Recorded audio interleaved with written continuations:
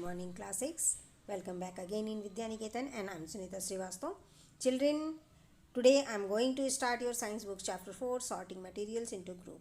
और इस चैप्टर में हमने बहुत सी बातें पढ़ ली थी और आज हम शुरू करेंगे मटेरियल्स से. मटेरियल्स का मतलब होता है सामग्री. तो यहाँ से हम शुरू करेंगे आज. Different object may be made up of same material and object may be formed from different materials. An object can also be made up of more than one material. तो मटेरियल यानी कि सामग्री या हम जिसे पदार्थ भी कह सकते हैं. तो क्या होता है कि हम डिफरेंट ऑब्जेक्ट्स अलग अलग वस्तुओं को अलग अलग प्रकार की वस्तुओं को बनाने के लिए हम एक पदार्थ उपयोग में ला सकते हैं या हम यूँ कहें कि एक पदार्थ से हम अलग अलग तरह की कई वस्तुएं बना सकते हैं. जैसे कि मान लीजिए हम लोहे की बनाते हैं, लोहे की बात करते हैं अगर, तो हम लोहे से क्या क्या बना सकते हैं. हम लोहे से कुर्सी भी बना सकते हैं, लोहे से कुछ बर्तन जैसे कि कढ़ाई बना सकते हैं, तवा बना सकते हैं. इसी तरह से लोहे के जो कृषि उपकरण होते हैं वो बनाए जा सकते हैं. तो आपने देखा एक ही पदार्थ के कई सारी चीज़ें हम बना सकते हैं. वहीं दूसरी तरफ अगर बात करें तो एक वस्तु एक से अधिक सामग्री की भी बनी हो सकती हैं. कोई एक चीज़ ले लीजिए. अब जैसे हम आगे पढ़ेंगे इसमें कि कोई एक चीज़ अगर हमें बनानी है तो उसमें हम बहुत सारी सामग्रियों का उपयोग भी करते हैं. जैसे कि for example a chair can be made up of iron, bamboo, teak, plastic और एल्यूमिनियम. अगर हम बात करें यहाँ पे चेयर की तो वो किस किस से बना होता है. वो आयरन का भी हो सकता है, बैम्बो यानी बांस का हो सकता है, टीक यानी सागौन कहते हैं इसको. टीक एक प्रकार की लकड़ी होती हैं जिनके फर्नीचर बनाए जाते हैं. और प्लास्टिक के भी बने हो सकते हैं तथा वो एल्यूमिनियम के भी बना हो सकता है. अ sofa can be made of would, cloth and foam. एक सोफ़ा अगर हम बनाएं तो उसके लिए लकड़ी और कपड़ा और फोम का हम उपयोग कर सकते हैं अथवा मेटल, क्लॉथ एंड फोम, या फिर हम उसके लिए धातु का उपयोग कर सकते हैं. उसके साथ ही कपड़ा और फोम का उपयोग करते हैं. Thus the same object can be made up of different materials. To make an object, the various properties of material like appearance, hardness, use, etc. are kept in mind. तो देखा आपने कि एक सोफ़ा बनाने के लिए हम लकड़ी, कपड़ा और फोम का भी उपयोग कर सकते हैं और अगर दूसरी तरफ देखें तो हम मेटल यानी धातु, कपड़ा और फोम का भी उपयोग कर सकते हैं. Thus the same object can be made of different materials. इस तरह से हमने क्या देखा कि सेम ऑब्जेक्ट डिफरेंट मटेरियल्स के उपयोग से यानी कि अलग अलग प्रकार की सामग्रियों के उपयोग से बनाई गई.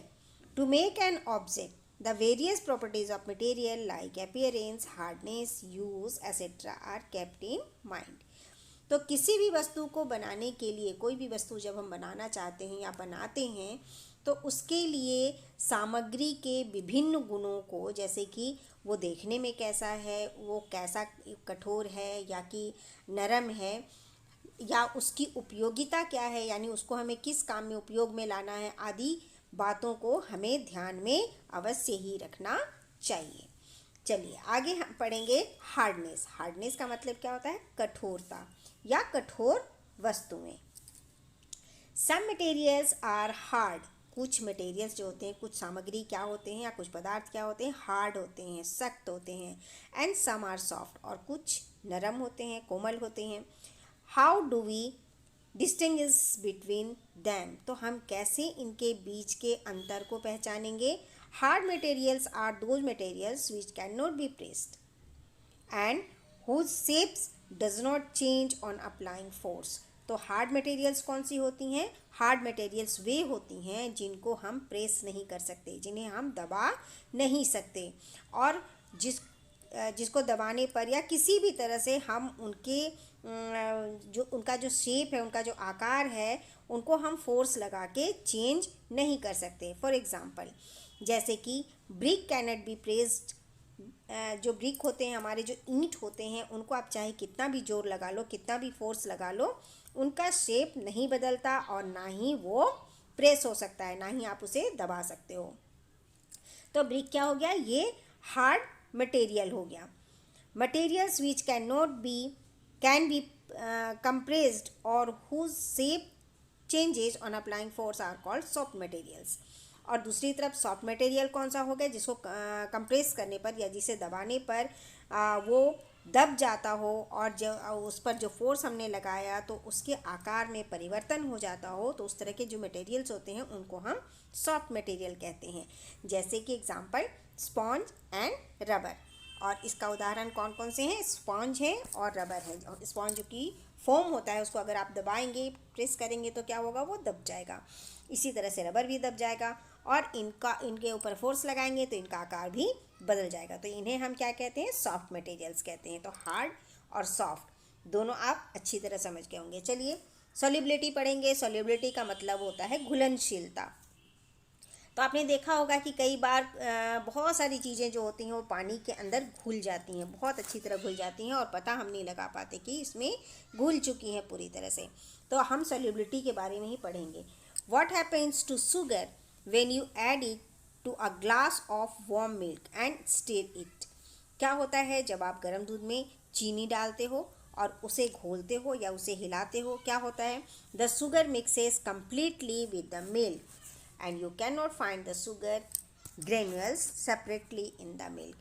और तब क्या होता है, शुगर उस गर्म दूध में बहुत अच्छे से घुल जाता है और आप शुगर के दानों को, चीनी के दानों को आप मिल्क में नहीं ढूंढ पाओगे। Similarly salt completely mix with water. इसी तरह से जो नमक होता है वो भी पानी में पूरी तरह से घुल जाता है। सच मटेरियल्स आर कॉल्ड सोल्यूबल। इन्हीं मटेरियल्स को, इस तरह के जो पदार्थ होते हैं जो पानी में पूरी तरह से घुल जाते हैं, उनको हम क्या कहते हैं, सोल्यूबल या घुलनशील पदार्थ। Hence soluble materials are those materials which completely mix with given liquid. जो भी लिक्विड आपने ली है, अगर उसमें कोई चीज़ मिलाते हो और वो पूरी तरह से घुल जाए तो इसे हम सोल्यूबल मटेरियल्स कहते हैं या घुलनशील पदार्थ कहते हैं। Sugar, lemon juice etcetera are soluble in water. इनके अलावा देखिए जैसे कि सॉल्ट है, शुगर है, लेमन जूस यानी कि नींबू का रस है, ये सब पूरी तरह से पानी में घुल जाते हैं। This process of mixing completely is called dissolving. और ये प्रक्रिया जिसमें कि कोई भी सब्सटेंस लिक्विड में घुल जाए तो उसे हम कहते हैं डिजॉल्विंग, घुलनशीलता। The materials which do not dissolve in the given liquid are called insoluble. लेकिन वहीं दूसरी तरफ जो मटेरियल्स लिक्विड के अंदर नहीं घुलते हैं उन्हें हम क्या कहते हैं, उन्हें हम इनसॉल्युबल मटेरियल्स कहते हैं या अघुलनशील पदार्थ भी कहते हैं। However a material soluble in one liquid may not dissolve in another. और ऐसा ज़रूरी नहीं कि कोई भी मटेरियल, कोई भी सामग्री अगर एक लिक्विड में घुल जाता है तो ज़रूरी नहीं है कि वो हर लिक्विड में घुल जाए। लाइक सॉल्ट में कम्प्लीटली डिजॉल्व इन वाटर। जैसे कि नमक तो पानी में पूरी तरह से घुल जाता है, बट नॉट इन केरोसिन। लेकिन नमक केरोसिन ऑयल में बिल्कुल भी नहीं घुलता। Now attempt activity 2। अब यहाँ पे एक्टिविटी है जिसे आपने पूरा करना है, मैं आपको समझा देती हूँ। Do the following activity and observe which of the substance given in the table are soluble in water. यहाँ जो भी सबस्टांस दिए गए हैं आपको उसमें से आइडेंटिफाई करना है, क्लासीफाई दैम, वर्गीकृत करना है, एंड एज सोल्यूबल और इनसोल्यूबल। और उसमें से वर्गीकृत करके आपको सोल्यूबल यानी घुलनशील और अघुलनशील पदार्थों को अलग छांटना है। टेक 200 ml और a cup of water in various transparent beaker. Transparent beaker यानी कि पारदर्शी बीकर में आपको 200 ml वाटर लेनी है। Add 1 spoonful of each substance 1 by 1 and record your observation. और आपको इनमें से दी गई सभी मटेरियल्स को बारी बारी से उनमें डालकर देखना है कि कौन पानी में पूरी तरह से घुल जाता है और कौन नहीं घुलता। तो यहाँ पे आपने उसको वर्गीकृत करना है कि वो सॉल्युबल है और या वो इनसॉल्युबल है। तो सॉल्ट क्या हो जाएगा, पानी में पूरी तरह से घुल जाता है तो हम सॉल्युबल में टिक लगा देंगे। ओके, यहाँ पे हम टिक लगा देंगे। शुगर भी पूरी तरह से घुल जाता है तो हम यहाँ पे लगा देंगे कम्प्लीटली सॉल्युबल में। मड भी पानी में घुल जाता है तो यहाँ पे हम लिख देंगे, लेकिन वो पूरी तरह से नहीं घुलता मड, फिर भी आप इसको सॉल्युबल में रख सकते हैं। सैंड नहीं घुलता है तो यहाँ पे हम इनसॉल्युबल में लगाएंगे। ओके, टी पाउडर भी घुल जाता है तो हम सॉल्युबल में लगाएंगे। टेल्कम पाउडर नहीं घुलता पानी में तो ये इनसॉल्युबल हो जाएगा। पीपर पाउडर यानी काली मिर्च का जो पाउडर है वो भी बहुत अच्छी तरह से नहीं घुलता है तो यहाँ पे हम इनसॉल्युबल लगाएंगे। ओके, क्योंकि उसके कुछ पार्टिकल्स जो हैं वो पानी में तैरते हैं। ओके, चलिए आगे बढ़ते हैं। शुरू करेंगे आगे हम ट्रांसपेरेंसी यानी कि पारदर्शिता।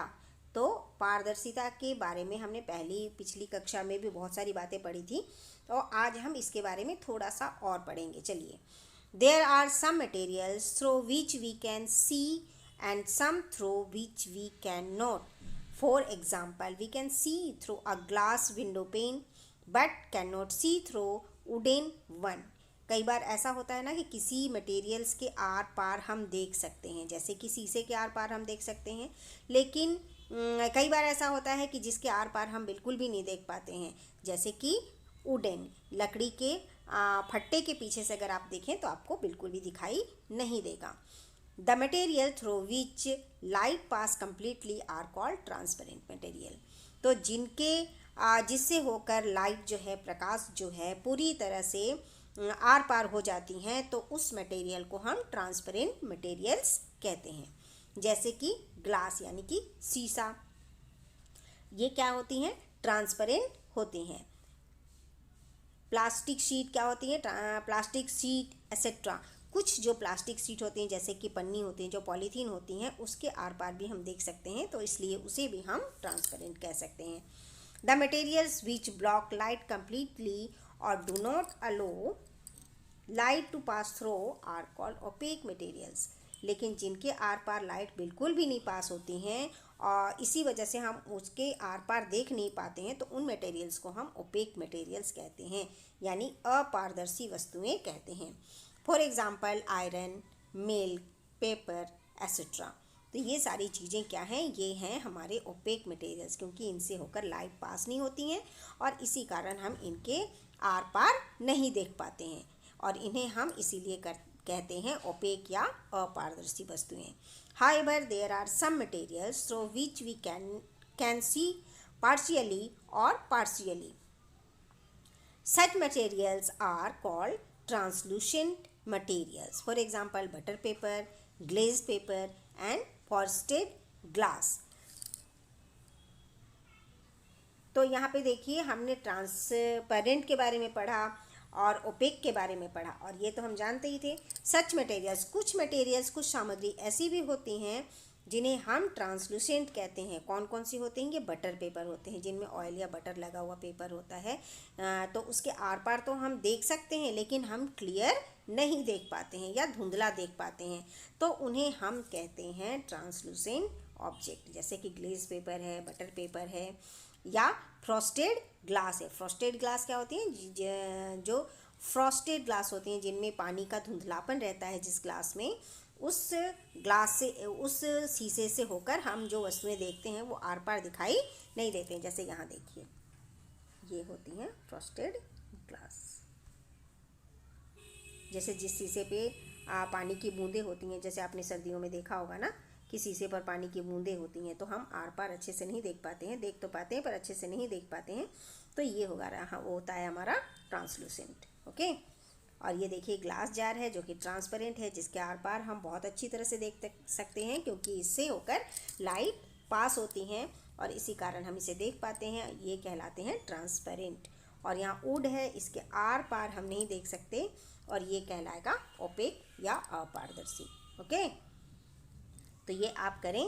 और यहाँ पर कुछ मटेरियल्स हैं, अब उन्हें आप पहचानिए और इनके अंदर डालिए कि वो ट्रांसपेरेंट हैं, कि ट्रांसलूसेंट हैं, कि ओपेक हैं, ये आप इनमें टिक लगाते जाएं। ओके, चलिए आगे बढ़ते हैं हम डेंसिटी की तरफ। डेंसिटी का मतलब होता है घनत्व। घनत्व यानी कौन कितना घना है, कौन पानी के अंदर डूब जाता है, कौन पानी के ऊपर तैरने लगता है, इसके बारे में हम यहाँ पे पढ़ेंगे। You may have observed that some objects float in water, whereas others sink. What happens if you put a plastic cork or the lid of soft drink bottle in a mug or a mug of water? Similarly, What happens to a keychain or stone when put it in water? We observe that objects which are lighter float in water and objects which are heavy sink. This property is called density. Density means the mass of an object per unit volume. Density refers to the property of a material which tells us how closely the material is packed. Hence its heaviness. For example, materials like stone and iron are dense, hence they sink in water. However, materials like paper and plastic are light or not very dense, hence they float in water. Liquid like honey settle at the bottom, whereas cooking oil floats on water. You will study more about density in the higher classes. चलिए सबसे पहले हम ये जानते हैं कि density क्या होता है. डेंस का मतलब क्या होता है? डेंस का मतलब होता है घना होना. जब भी कोई चीज़ घनी होगी तो वो क्या होगा? वो भारी होगा. और कम घनी जो चीज़ होंगी वो क्या होंगी? वो हल्की होंगी. तो यहाँ हम डेंसिटी उसी को मानते हैं, उसी को हम यहाँ पर पढ़ेंगे. तो किसी भी पदार्थ के इकाई आयतन में, ठीक है, यूनिट जो उनका होता है, यूनिट में उनमें जो द्रव्यमान या उनमें जो वजन या भार होता है वही उस पदार्थ का घनत्व कहलाता है. इसको इस तरह से समझिए, जो जितना ज़्यादा डेंस होगा वो उतना भारी होगा और उसकी डेंसिटी उतनी ही अधिक होगी. जो हल्की होंगी उनकी डेंसिटी कम होगी. तो यहाँ पे इसी डेंसिटी के बारे में हम पढ़ेंगे कि पदार्थों में जो डेंसिटी होती है, घनत्व का जो गुण होता है वो क्या होता है. ये भी पदार्थ का एक गुण है. You may have observe that some object float in water. आपने देखा होगा कि कई बार कोई चीज़ पानी में तैरने लगती हैं, वेरएज अदर सिंक. और कभी कभी क्या होता है, कोई चीज़ पानी में डूब जाती हैं. What happens if you put a plastic कॉक और the lid of soft drink bottle in a mug of water. अगर आप एक मग पानी लें, उसमें आप कोई प्लास्टिक की कॉर्क डालें या सॉफ्ट ड्रिंक के वाटर की जो सॉफ्ट ड्रिंक की जो बॉटल होती है उनको डालें, तो आप क्या देखेंगे? आप पाएंगे कि वो पानी के ऊपर तैरने लगे. सिमिलरली, ठीक इसी तरह से व्हाट हैपेंस टू अ की चेन और stone when put in water. और दूसरी तरफ अगर आप की चेन को या स्टोन को या कंकड़ जिसे हम कहते हैं उनको अगर आप पानी में डालेंगे तो आप क्या देखेंगे कि वो पानी में डूब गए. We observe that what object which are lighter float in water and object which are heavy sink. यहाँ पर आपने क्या देखा कि जो चीज़ें हल्की थीं वो पानी के ऊपर तैरने लगीं और जो चीज़ें भारी थीं वो डूब गईं. This property is called density. और इसी प्रॉपर्टी को, पदार्थों के इसी गुण को हम डेंसिटी या घनत्व कहते हैं. Density means the mass of an object per unit volume. Density का अर्थ है किसी वस्तु के द्रव्यमान या भार का प्रति इकाई आयतन. तो ये मैंने आपको पहले भी बताया था.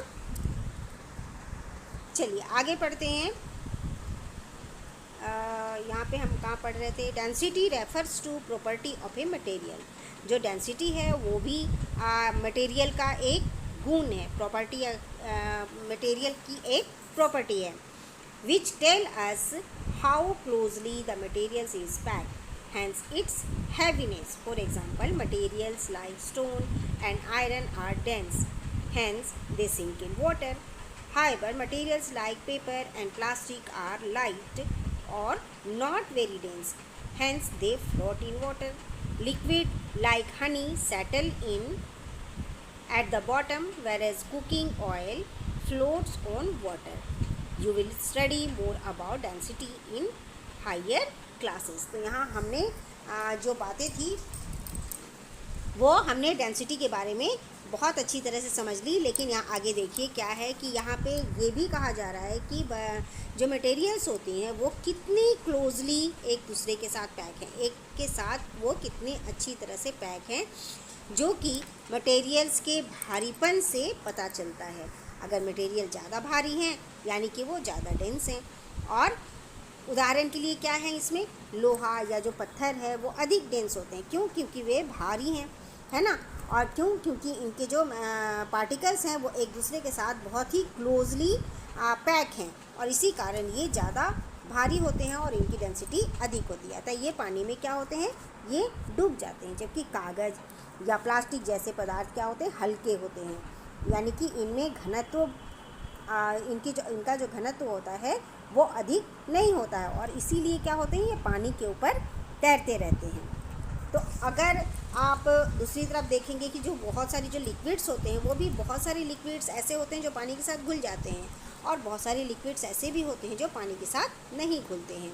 कई लिक्विड्स की जो डेंसिटी होती है वो हैवी होती है और कईयों की लाइट भी होती है। जैसे कि जब हनी को आप एक ग्लास पानी में डालते हैं तो वो क्या होता है, वो पानी जिस बर्तन में आप डालते हैं उसके बॉटम में वो जाकर सीधा बैठ जाता है, यानी जमा हो जाता है। वेरएज कुकिंग ऑयल जो होते हैं वो भी लिक्विड हैं, लेकिन अगर आप उसे पानी में डालेंगे तो क्या होंगी, वो फ्लोट होने लगेंगी, वो तैरने लगेंगी। तो इस तरह से देखा आपने कि लिक्विड में भी डेंसिटी होती है, उनमें भी वजन या भार होता है। You will study more about density in higher classes, और आप डेंसिटी के बारे में और अधिक जानकारी आगे की कक्षाओं में पाएंगे। तो सबसे सिंपल बात यहाँ पर यह है कि जो जितना ज़्यादा भारी होगा उसकी डेंसिटी उतनी ज़्यादा होगी, जो जितना हल्का होगा उसकी डेंसिटी उतनी कम होगी।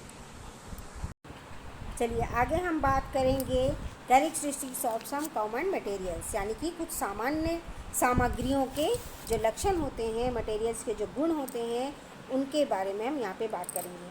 We use different materials for making different things or objects, keeping in mind their properties. We use wood for making furniture because it is hard. Similarly, we use glass for making window panes as glass is transparent. Some common materials which we use in our daily lives due to their special properties are. तो यहाँ पे हम जो सामग्रियों के गुण के बारे में जानेंगे, क्योंकि जो गुण होते हैं सामग्रियों में, उन्हीं को हम ध्यान में रखकर जिन चीज़ों का उपयोग करने वाले हैं, जिन चीज़ों को हम बनाने वाले हैं, उसको उसी के अकॉर्डिंग बनाते हैं। अब जैसे मान लीजिए हमें बनाना है ग्लास, तो क्या हम कपड़े का ग्लास बना सकते हैं? नहीं, क्योंकि उसकी उपयोगिता उसमें नहीं है।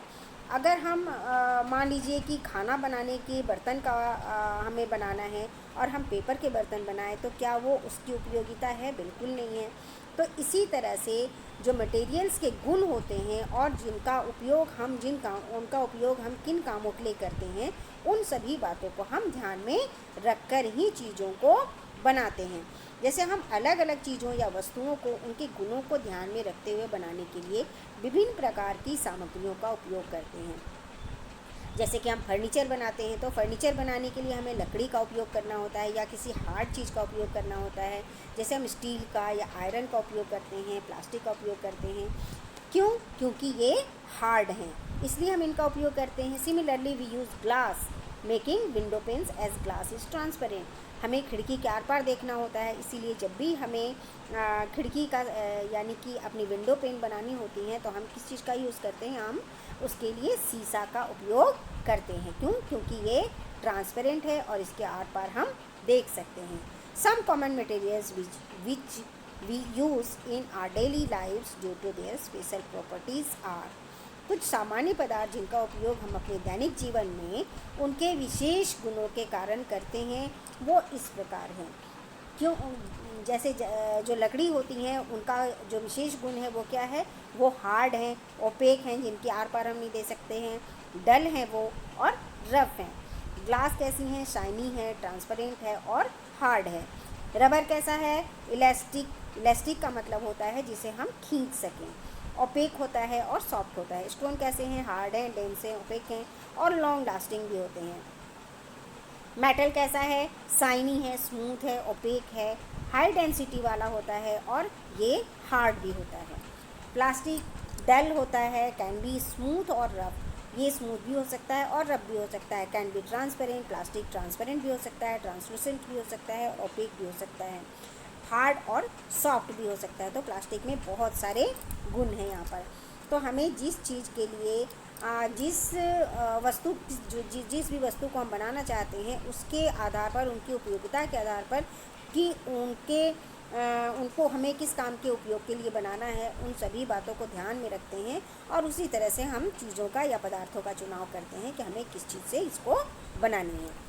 चलिए आगे है यहाँ पे चेक पॉइंट। यहाँ पे जो क्वेश्चन है, नेम 3 ट्रांसलूसेंट ऑब्जेक्ट, तो यहाँ पे आप नाम लिखेंगे।